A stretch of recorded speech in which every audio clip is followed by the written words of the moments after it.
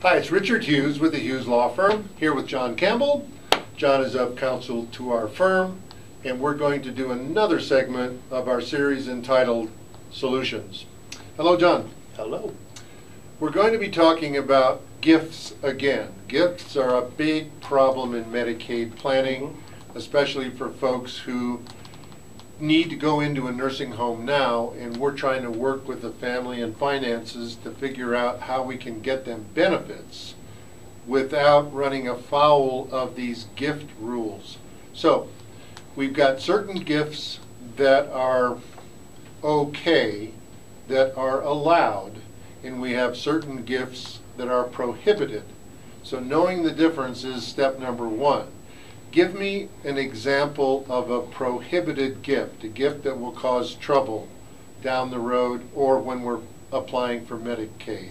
Actually, there are several examples that I think are important because people don't realize what they're doing as far as their implications on Medicaid when they make these kinds of gifts. For instance, if you make a gift to a charity, if you tithe at your church, if you help pay for your grandchild's college education, those are all considered gifts that will incur a penalty for Medicaid eligibility. So if we've got grandmother who's been tithing 10% to the church and helping her grandkids through college, she has to stop doing that if she wants to get Medicaid benefits? What she needs to do is to come in so that we can look at the pattern of gifting, find out what's already happened, and maybe figure out a way to do it in a more controlled setting to where we can plan around that sort of thing.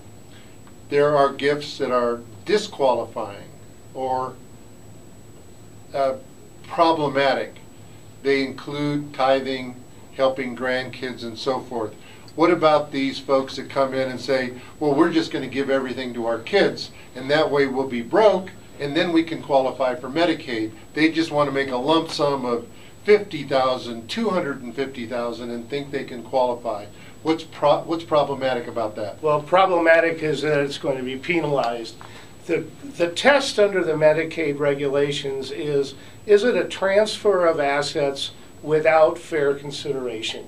In other words, are you giving something away and not getting fair market value in assets or services in return? Which is what we normally think of as a gift. It's right. Just, here it is, I don't expect anything in return. Okay. So this idea of giving things away on Monday and then applying for Medicaid on Tuesday and thinking you're going to get it is a fallacy. It's not going to work. Not going to work. But there are certain gifts that are legal or permitted and don't disqualify the giver when those gifts are made. Give me an example or two on that.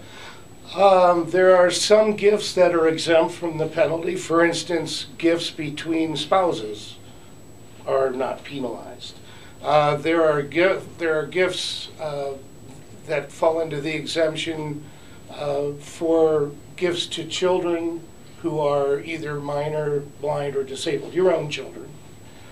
You can give, and that includes a gift of the family home or other assets. Gifts into trusts for disabled children or disabled people under 65 years of age. There's exemptions for transfers of the home for what they call a caretaker child or a sibling co-owner who provides care in the home for the Medicaid applicant under certain conditions. Well, this all sounds complicated, but when we meet with clients and assess their situation, we actually have a checklist that we go through to see what works and what doesn't, so we don't leave anything out.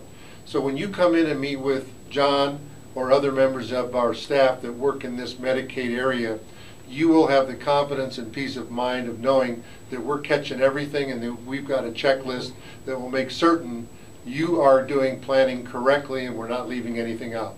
Thank you.